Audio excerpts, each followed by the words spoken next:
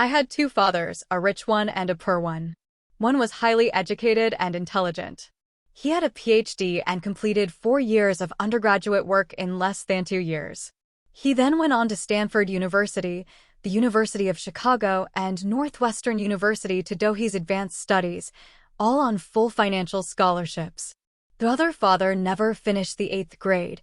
Both men were successful in their careers, working hard all their lives. Both earned substantial incomes. Yet one always struggled financially. The other would become one of the richest men in Hawaii. One died leaving tens of millions of dollars to his family, charities, and his church. The other left bills to be paid. Both men were strong, charismatic, and influential. Both men offered me advice, but they did not advise the same things. Both men believed strongly in education, but did not recommend the same course of study. If I had had only one dad, I would have had to accept or reject his advice. The child may graduate with excellent grades, but with a poor person's financial programming and mindset. Sadly, money is not taught in schools. Schools focus on scholastic and professional skills, but not on financial skills. This explains how smart bankers, doctors, and accountants who earned excellent grades may struggle financially all of their lives. Our staggering national debt is due in large part to highly educated politicians and government officials making financial decisions with little or no training in the subject of money. Today, I often wonder what will soon happen when we have millions of people who need financial and medical assistance. They will be dependent upon their families or the government for financial support. What will happen when Medicare and Social Security run out of money? How will a nation survive if teaching children about money continues to be left to parents, most of whom will be, or already are, poor? Because I had two influential fathers, I learned from both of them. I had to think about each dad's advice, and in doing so, I gained valuable insight into the power and effect of one's thoughts on one's life. For example, one dad had a habit of saying, "I can't afford it." The other dad forbade those words to be used. He insisted I ask, "How can I afford it?" One is a statement, and the other is a question. One let you off the hook, and the other forces you to think. My soon-to-be-rich dad would explain that by automatically saying the words, "I can't afford it," your brain stops working. By asking the question, "How can I afford it?" your brain is pseudo work. He did not mean that you should buy everything you want. He was fanatical about exercising your mind, the most powerful computer in the world. He'd say, "My brain gets stronger every day because I exercise it. The stronger it gets, the more money I can make." He believed that automatically saying, "I can't afford it," was a sign of mental laziness. Although both dads worked hard, I noticed that one dad had a habit of putting his brain to sleep when it came to finances, and the other had a habit of exercising his brain. The long-term result was that one dad grew stronger financially, and the other grew weaker. It is not much different from a person who goes to the gym to exercise on a regular basis versus someone who sits on the couch watching television. Proper physical exercise increases your chances for health, and proper mental exercise increases your chances for wealth. My two dads had opposing attitudes, and that affected the way they thought. One dad thought that the rich should pay more in taxes to take care of those less fortunate. The other said, taxes punish those who produce and reward those who don't produce. One dad recommended, study hard so you can find a good company to work for. The other recommended, study hard so you can find a good company to buy. One dad said, the reason I'm not rich is because I have you kids. The other said, the reason I must be rich is because I have you kids. One encouraged talking about money and business at dinner table, while the other forbade the subject of money to be discussed over a meal. One said, when it comes to money, play it safe. Don't take risks. The other said, learn to manage risk. One believed, our home is our largest investment and our greatest asset. The other believed, my house is all ability, and if your house is your largest investment, you're in trouble.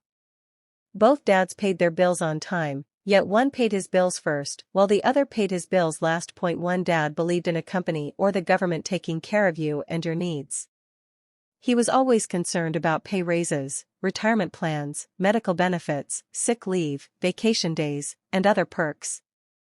He was impressed with two of his uncles who joined the military and earned a retirement and entitlement package for life after 20 years of active service. He loved the idea of medical benefits and PX privileges the military provided its retirees. He also loved the tenure system available through the university. The idea of job protection for life and job benefits seemed more important, at times, than the job. He would often say, "I've worked hard for the government, and I am entitled to these benefits." The other believed in total financial self-reliance. He spoke out against the entitlement mentality and how it created weak and financially needy people. He was emphatic about being financially competent. One dad struggled to save a few dollars. The other created investments. One dad taught me how to write an impressive resume so I could find a good job.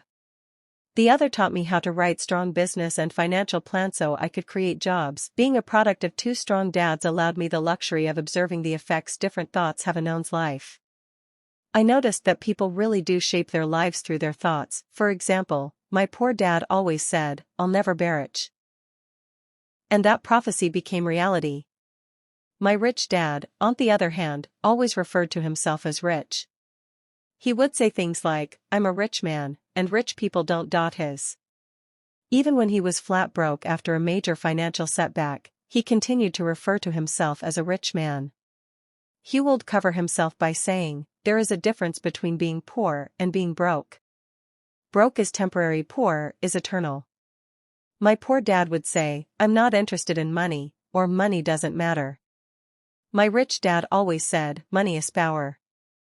The power of our thoughts may never be measured or appreciated, but it became obvious to me as a young boy that it was important to be aware of my thoughts and how I expressed myself. I noticed that my poor dad was poor, not because of the amount of money he earned, which was significant, but because of his thoughts and actions. As a young boy having two fathers, I became acutely aware of being careful about which thoughts I chose to adopt as my own. Should I listen to my rich dad or to my poor dad? There is a difference between being poor and being broke. Broke is temporary. Poor is eternal. Although both men had tremendous respect for education and learning, they disagreed about what they thought was important to learn. One wanted me to study hard, earn a degree, and get a good job to earn money. He wanted me to study to become a professional, an attorney or an accountant, and to go to business school for my MBA. The other encouraged me to study to be rich, to understand how money works, and to learn how to have it work for me. "I don't work for money," were words he would repeat over and over. Money works for me. At the age of 9, I decided to listen to and learn from my rich dad about money. In doing so, I chose not to listen to my poor dad, even though he was the one with all the college degrees. A lesson from Robert Frost. Robert Frost is my favorite poet. Although I love many of his poems, my favorite is The Road Not Taken. I use its lesson almost daily. The road not taken, two roads diverged in a yellow wood, and sorry I could not travel both and be one traveler. Long I stood and looked down one as far as I could to where it bent in the undergrowth, then took the other, as just as fair, and having perhaps the better claim, because it was grassy and wanted wear, though as for that the passing there had worn them really about the same, and both that morning equally lay in leaves no step had trodden black. Oh, I kept the first four. Another day, yet knowing how way leads on to way, I doubted if I should ever come back. I shall be telling this with a sigh. Somewhere ages and ages hence, two roads diverged in a wood, and I took the one less traveled by, and that has made all the difference. And that has made all the difference. Over the years, I have often reflected upon Robert Frost's poem. Choosing not to listen to my highly educated dad's advice and attitude about money was a painful decision, but it was a decision that shaped the rest of my life. Once I made up my mind about whom to listen to, my education about money began. My rich dad taught me over a period of 30 years until I was 39 years old. He stopped once he realized that I knew and fully understood what he had been trying to drum into my often thick skull. Money is one form of power. But what is more powerful is financial education. Money comes and goes, but if you have the education about how money works, you gain power over it and can begin building wealth. The reason positive thinking alone does not work is because most people went to school and never learned how money works, so they spend their lives working for money. Because I was only 9 years old when I started, the lessons my rich dad taught me were simple. And when it was all said and done, there were only 6 main lessons, repeated over 30 years. This book is about those 6 lessons, put as simply as possible, just as simply as my rich dad put forth those lessons to me. The lessons are meant not to be answers, but guideposts that will assist you and your children to grow wealthier no matter what happens in a world of increasing change and uncertainty.